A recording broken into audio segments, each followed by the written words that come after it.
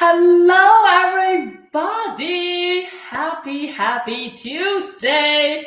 I am so excited. Oh my goodness. I am so excited for today, my special guest on the show. Today, we got Rakia Reynolds in the call with us.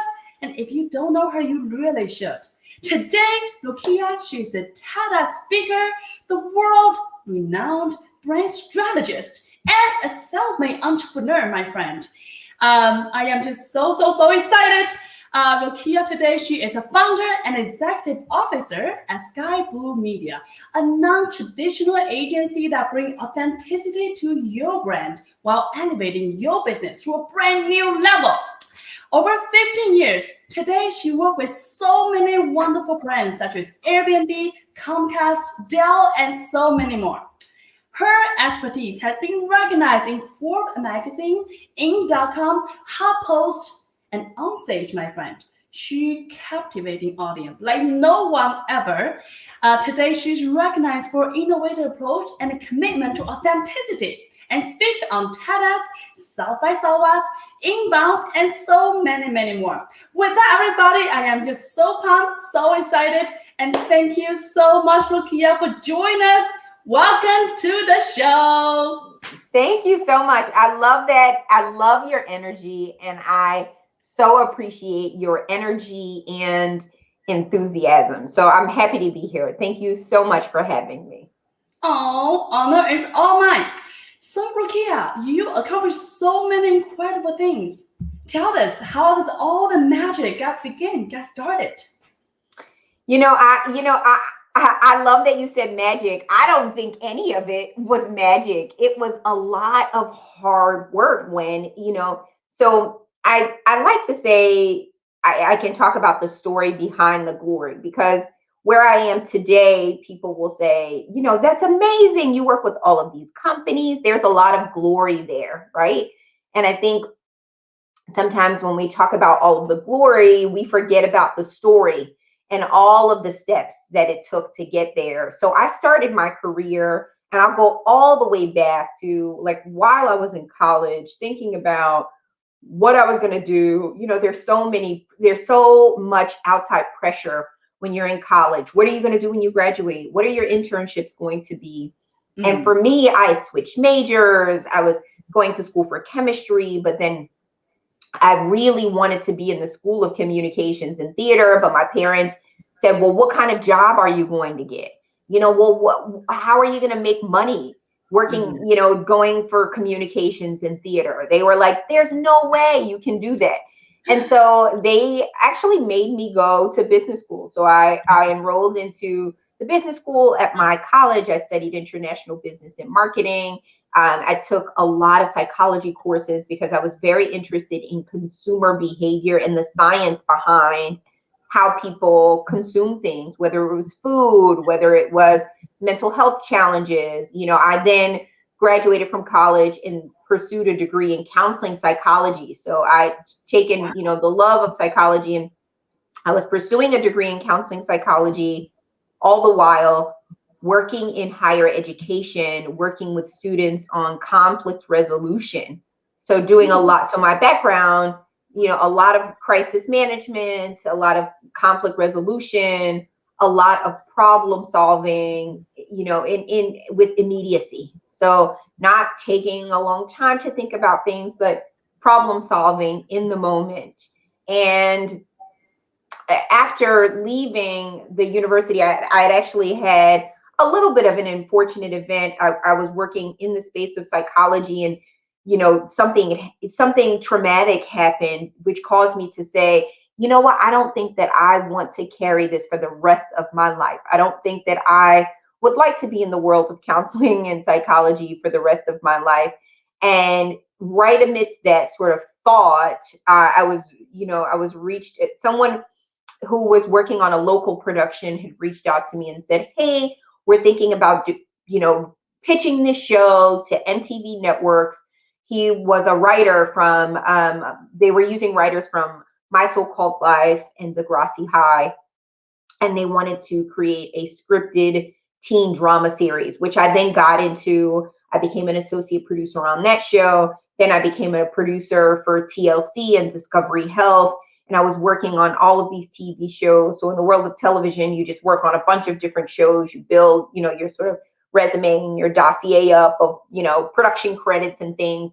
And then while I was doing that, I was also, when I was on hiatus, shows will typically go dark. And, during the edit phase, I always wanted to do something. I never considered it to be like downtime.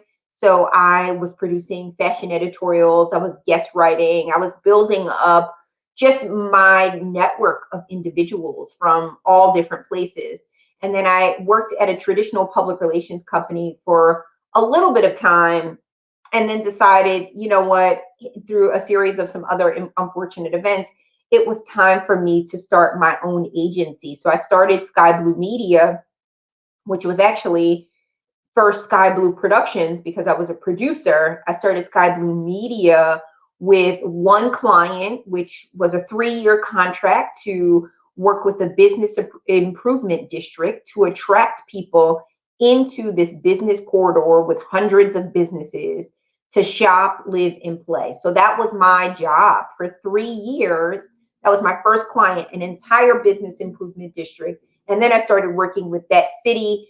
And then people started to recognize, oh, there's this woman who owns this agency and it's a little non-traditional and they've done all of these things. And so we were then approached by folks from a ride-sharing economy car company, which rhymes with Ruber. And then we were reached out to, and then we started getting approached by a bunch of different tech companies and HSN. And then after that, it just started to become a snowball effect. People were finding us. We weren't doing any marketing. People were just finding us. Wow, Rakia, that is truly magical. Wow, that journey is so beautiful. And I want to ask you, going back to the moment you said about in college, your parents want you to not take in a communication major, right? But you decide, and then from that moment, you after college, you go to counseling, and that's what you do, right? Talking about authenticity, what moment you realize authentically that's what you really want? Despite what your parents told you, what at the time you major and you spend all this time in a graduate degree and you have this job in higher ed, how do you realize, what? That's my parents want, that's my school want, my student want, but this moment, I actually want to do something else. How do you have the courage, the authenticity to decide and take a stand truly for yourself? I think that's such an excellent question, because I think I knew all along. I just didn't know how to communicate that. I didn't know how to articulate that. It came out in the form of frustration.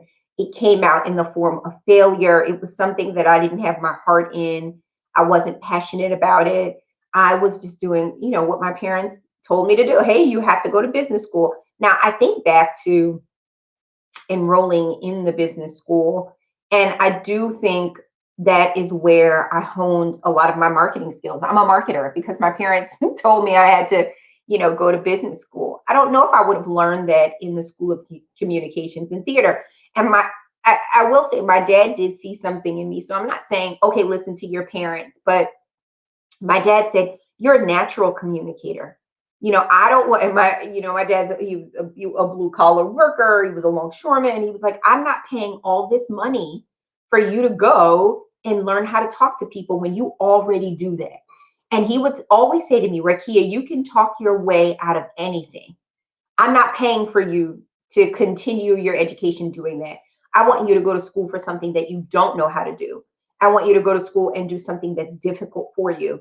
And that was, learning economies of scale, learning statistics, learning all of those things that really helped to prepare me for the future, because I essentially built my business. I had to look at, I know we don't talk about the SWOT analysis anymore, but I had to think about what my strengths were, what opportunities were in the market, what sort of threats I face with, a lack of, access to capital, or what, other people in the market were doing. And then, what did that look like from an analysis standpoint? And it helped me to think about my strong points in storytelling as a TV producer, my strong points in, being an effective communicator, but looking at the threats of the world and, and I didn't say weaknesses purposely because I at that point I was so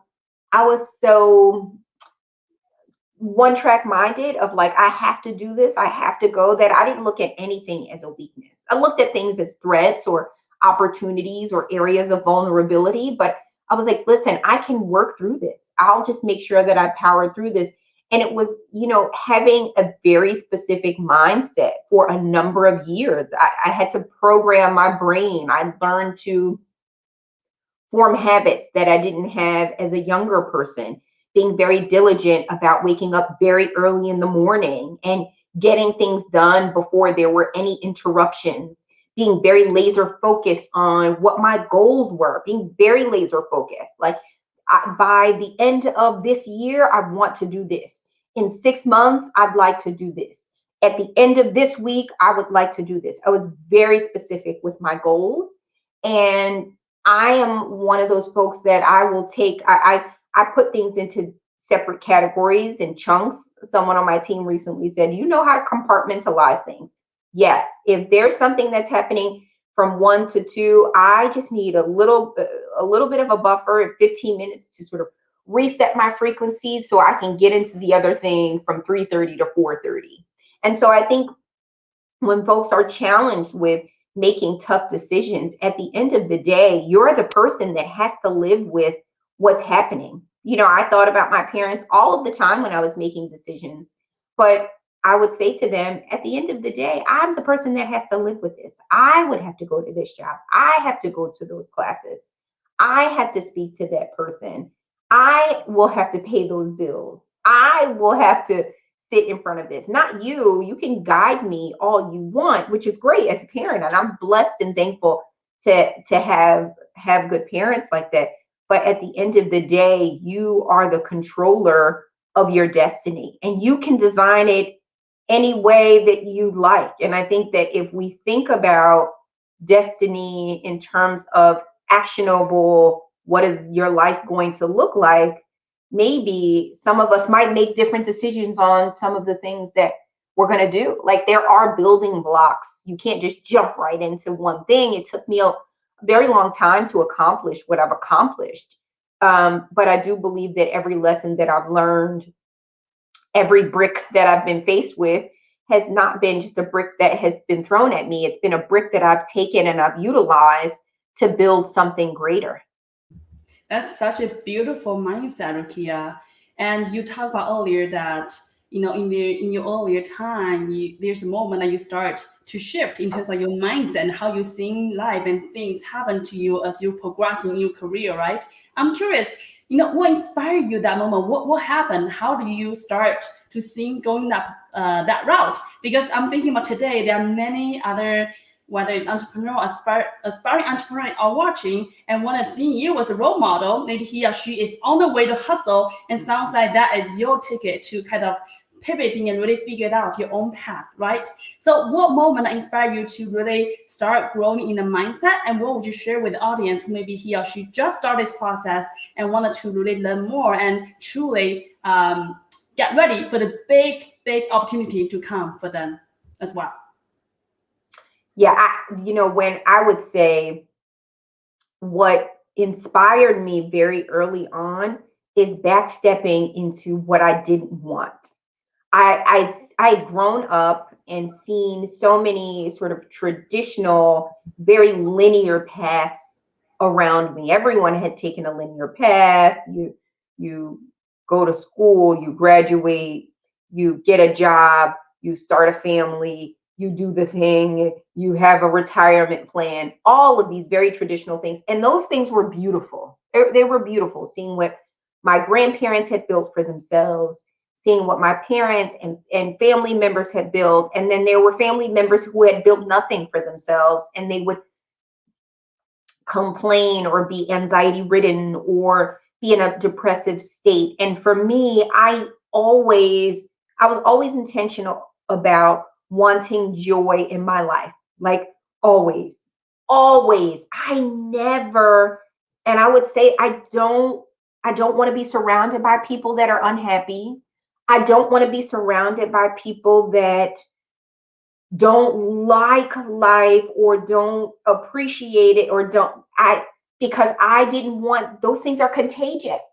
And so for me, it was when I couldn't find people around me that were super joyous or enthusiastic, I really had to embody all of those things. I had to embody them.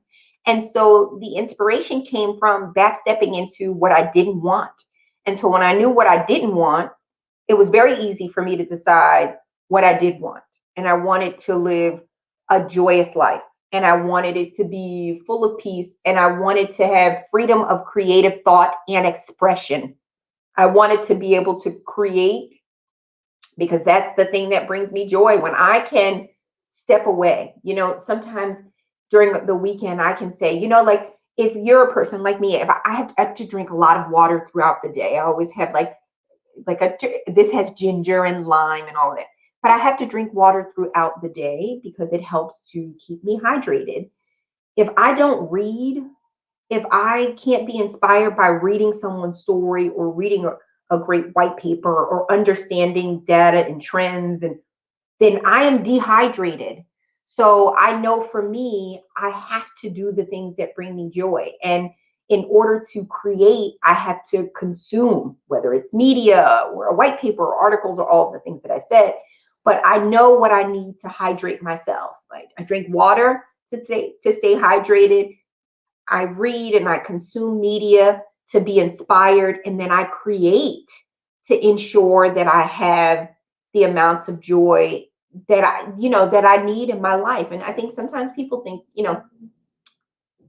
you have to do all of these things to create joy. And for some of us, it just comes from the little things. It just comes from writing a story or for me, creating, something imaginative for a client to conquer a crisis issue, or creating a pathway forward for a corporation to build a great board, or creating a pathway forward for a corporation who's invested $100 million in entrepreneurs. How do you tell that story? And for me, those are the things that bring me joy and keep me creative.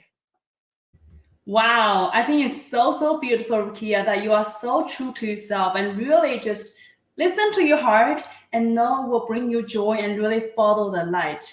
I think that is one of the key reasons why you are so, so successful today, because you truly play your gift and share your gift with the world.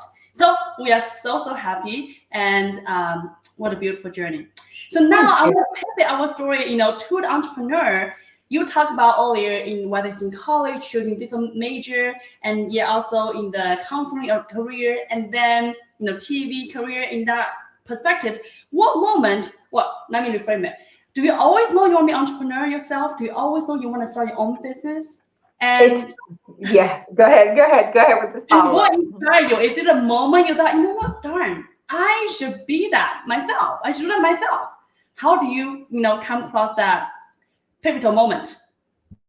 So I think, yes, it's funny because very early on, I didn't know what the word, when I was in fourth grade, the word entrepreneur didn't become a buzz term until maybe a decade or 15 years ago for myself. My parents came from this very linear, traditional background.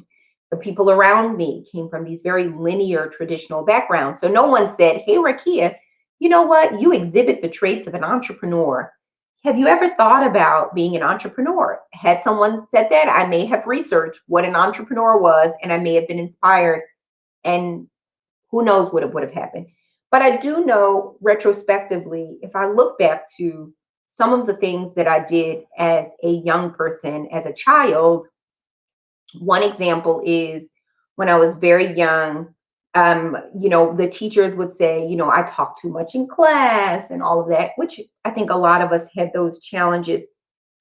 But there was a time when I had to do book reports, and that was the bane of my existence. I mean, I had such a huge disdain for writing book reports because I was just like, there's got to be a better way. Like, why are we reading this and writing a paper about it? Can't we do a video about it? Can't we do something fun? So my dad had just gotten his first like camcorder. And I remember instead of a book report, I had invited some friends over to reenact what we were supposed to do in this book report. I put commercials in it. And I keep saying to my dad, you've got to find these tapes because they're gold. But I had friends reenact what we were supposed to do for this book report.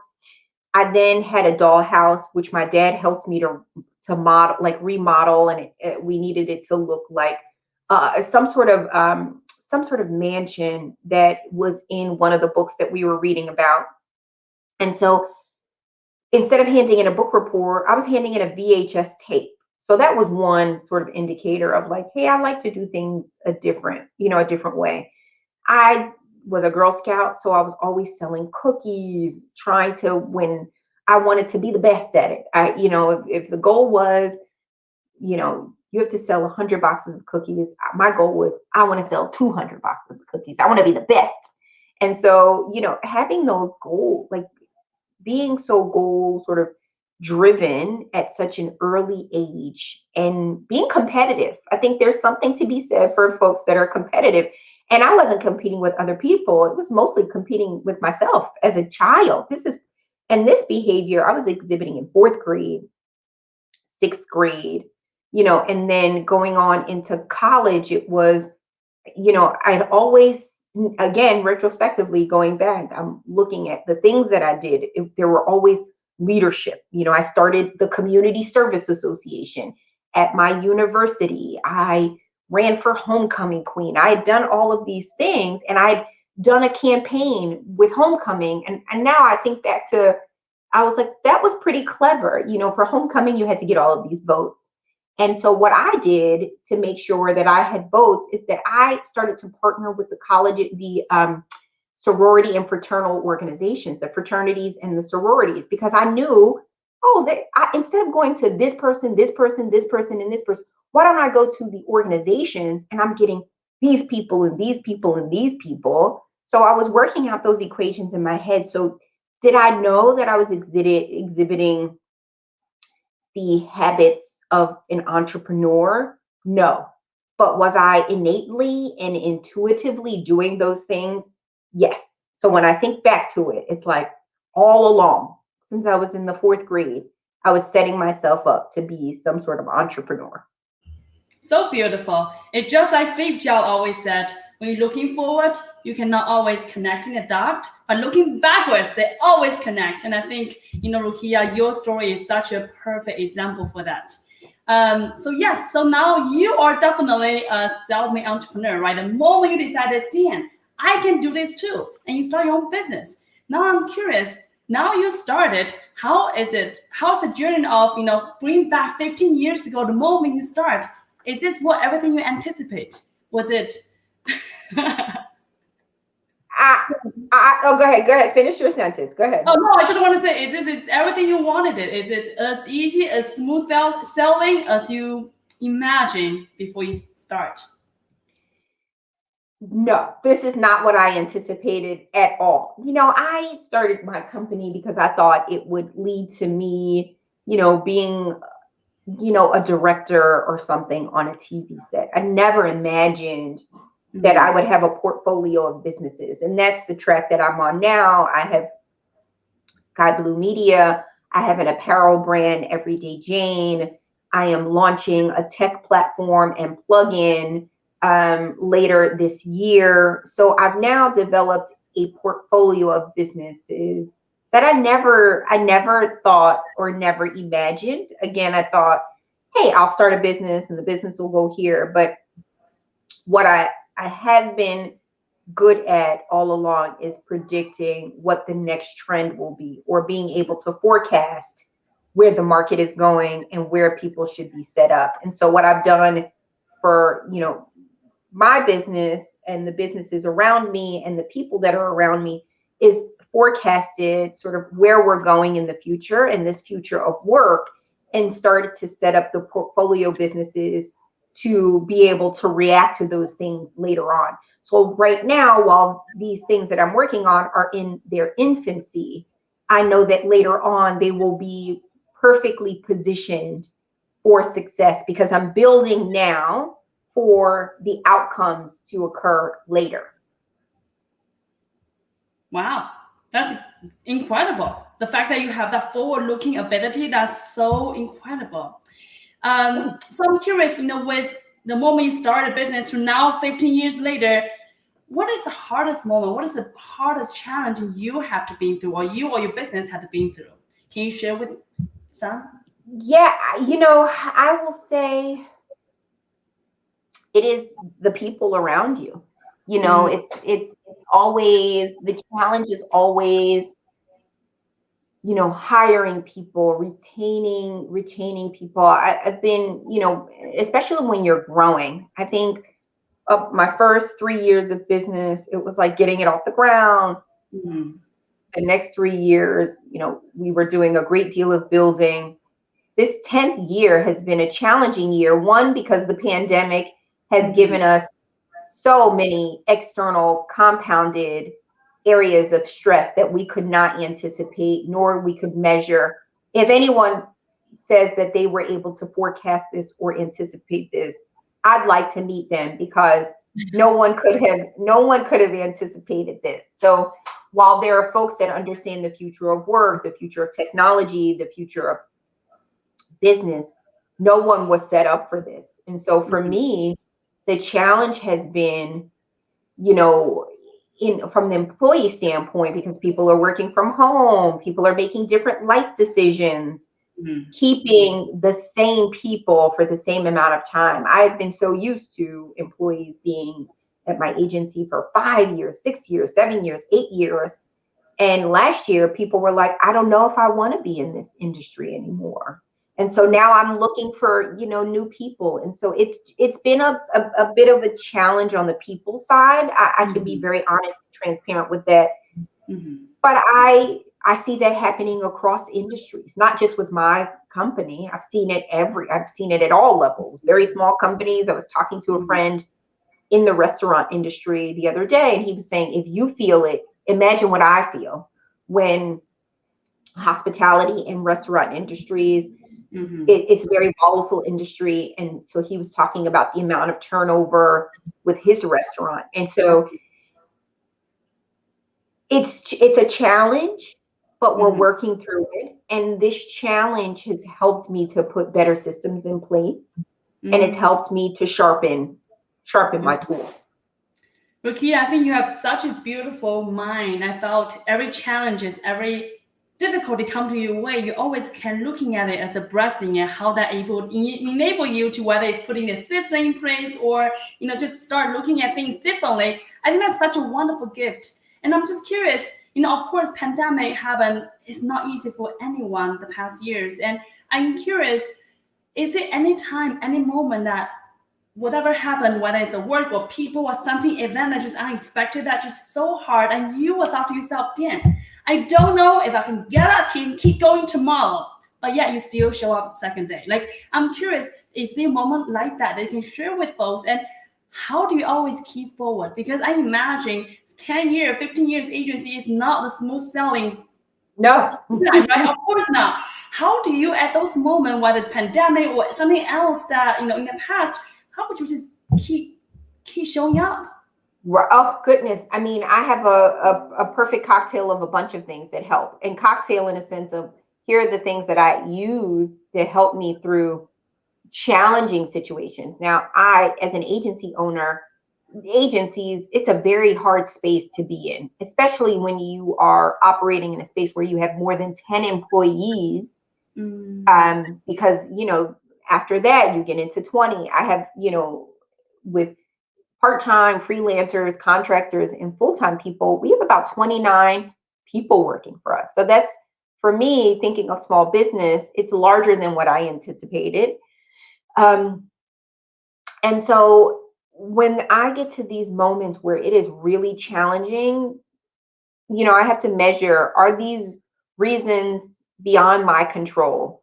Are there external factors that I don't have a grasp on or that I can control? Now, if it's in my control, then I work on it one way. But if it's external, I work on it another way. But these past few years, what I have done is, because I am someone that, my mind is my most powerful asset.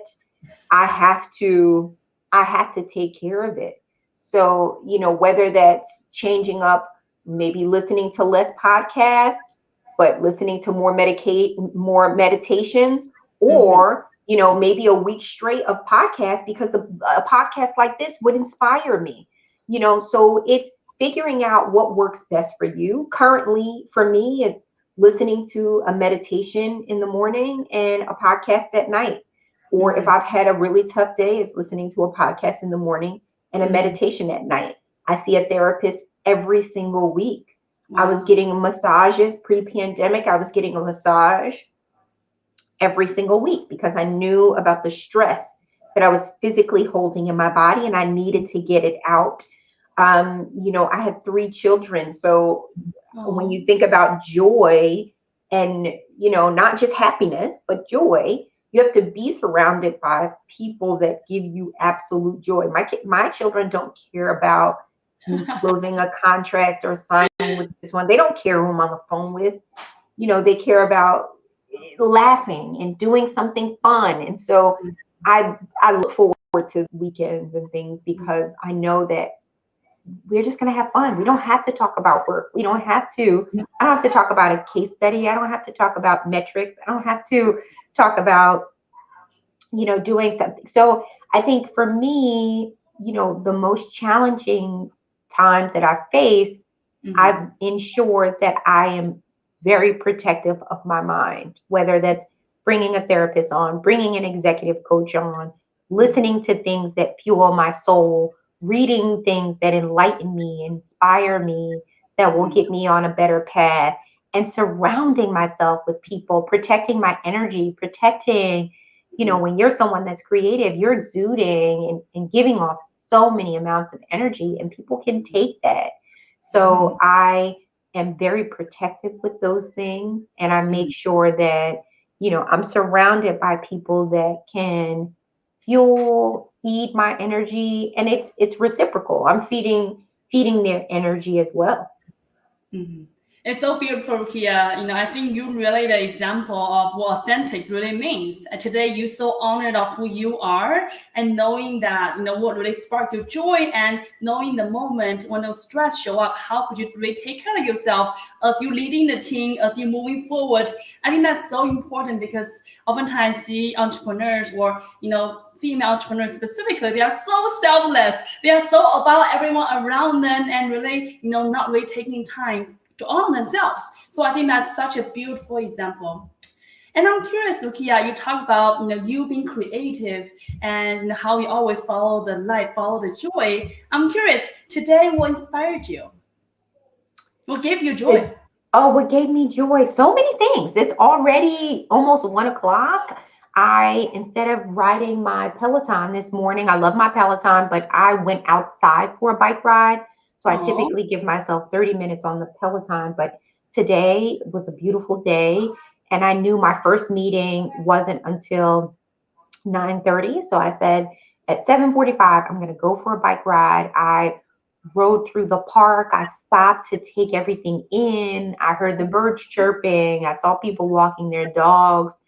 And I breathed in some fresh air. I was able to breathe in the fresh air. And so that was great for me. And just coming back to my house and being able to do a little bit of yoga before I got my day started, and talking to my children and laughing with them. That's what gave me joy today. Oh, so beautiful. I am so blessed and honored this morning. I literally think about, I wake up, I hear this bird chirping outside of my window. I thought to myself, damn, today's going to be a beautiful day. And as you mentioned, I was like, wow, what a magical coincidence. Right. I love that. Yeah. Sometimes we just have to take in, the birds. And I am someone that is hugely impacted by weather. So when it's Mm, raining or it's dreary, I tend to, so this beautiful weather is like, this is great for me. This is perfect. so beautiful. And Rakia, I'm curious if you're looking back, just say past 20 years, 30 years, if you will talk to yourself when you were 16, 15, do you ever thought you'd come this far? Do you ever thought the journey ahead? Like, is it everything you ever imagined? I'm curious. Yeah, if I had to look back 20 years, if I had to look back 20 years, I was really young, 20 and 30 years ago, really, really young. I would say I've always known that I was going to achieve some level of success. I've always been determined. I've Wow. always been tenacious. That tenacity is something that has always been I've always been driven, just like I need to get to this next point, whether it's, fourth grade, fifth grade, sixth grade, what I'm talking about, we're going back to that, that's Yeah. fourth grade, that's fifth grade, that's sixth grade. Yeah. There was always, something like when I was little, it was like, okay, I've got to go to this high school, or I've got to Mhm. go to this college, or I've got to do this thing. Um, Yeah, I think yes. I would say I thought that there would be some level of success. Did I imagine it this way? Mhm. Maybe not. I thought maybe I was like, oh, be a teacher or a TV producer, or, and I've gotten to do all of those things. All of the things that I thought I was going to do, Mhm. I've done in some shape or form. Where does that fire come from, Rakia? Sounds like you along the journey, even though you don't know really what does that look like down the road, but you always knew it's gonna be something great. Whether it's a teacher, TV producer, or all those things that you imagine you've Mhm. done it. Where does that fire come from? Are you always born with that vision of I don't yourself? think you're born with it. I think, if I look at someone asked me a long time ago, like, Rakia, you seem really confident. Yes. What is that?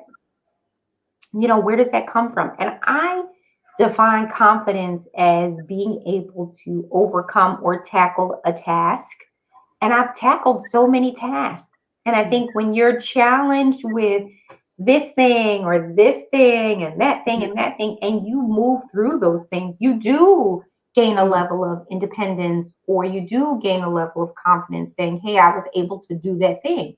And if Mhm. you repeatedly set yourself up to tackle so many tasks, you're going to constantly be driven or constantly be in the face of some sort of confidence, because you're tackling, you're accomplishing, you're Mhm. knocking down things, you're trailblazing, you're sort of bulldozing through things. And I feel like I've always been in a place to do that. Now, is it tough? Is it grueling? Is it a lot of work? It absolutely is. It Mhm. absolutely is. I just have gotten myself to the point of I Mhm. have to have peace and joy no matter Beautiful. what. No matter what. No matter whether it's a failure, it's a yes, or it's a no, there always has to be peace and joy because I'm protecting my greatest asset, which is Mhm. my mind.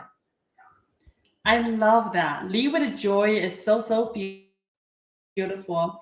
And I'm curious, Okia, today, you of course accomplished so many things, a wonderful journey, and I'm curious, what does success mean to you today? And for that, definition, are you a success? Yeah, I would say yes. I think success is for me, there are so many different definitions of success, but being able to design a life that I'm proud of, Mhm. that I look forward to, that I get up every day without an alarm. Like the fact that I still wake up without my alarm. Like I have an alarm set every morning for a certain time. And most days I wake up before that alarm goes off. Not out of anxiety, not out of, but today is a new day. This is an opportunity for me to do something that I didn't get to do yesterday. This is Yes. an opportunity for me to conquer it a little differently. This is an opportunity for me to create or innovate or imagine something else.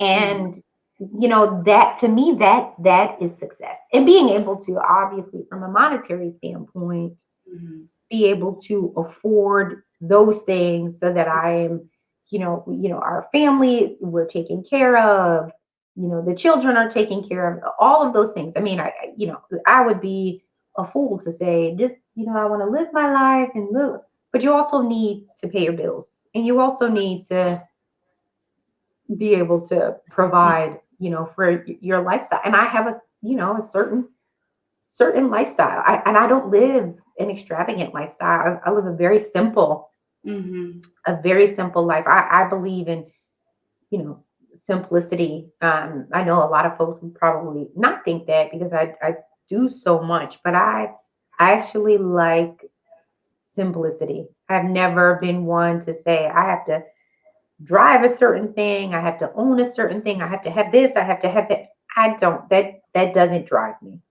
It doesn't drive me. Peace of mind, joy, not having to worry about things is success to me. Beautiful. It's just like people say, it's not about what you have, it's about who you are becoming. And today, Rakia, Hmm. you are such a beautiful heart. You just really follow the joy and here with so much passion to serve your clients and really supporting your family. It's just so beautiful to see.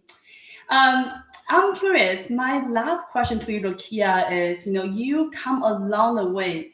You conquer one mountain after another, and today you find you're on your own path and truly live the authentic self that you always meant to be. I'm curious, what advice you give to any entrepreneurs or aspiring entrepreneurs who may be in this mode of hustling, maybe trying to figure it out, maybe still at a moment when listen to what people say, what they should do, and still confused what path he or she should take on, and whether they questioning whether he or she has all it takes to truly live the authentic themselves. What advice you give to them Hmm. on that? Right. I love that question. I'd say a few things.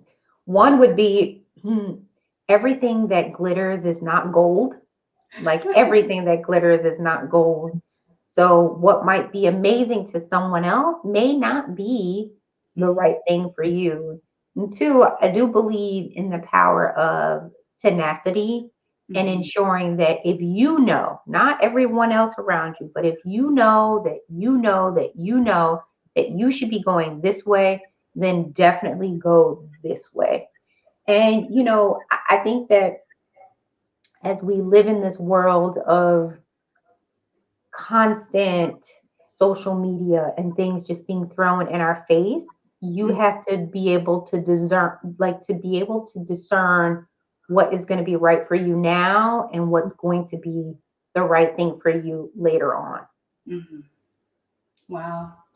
Well, thank you so much, Rukia, for such a beautiful wisdoms and your beautiful journey, beautiful insight. We are so appreciate you.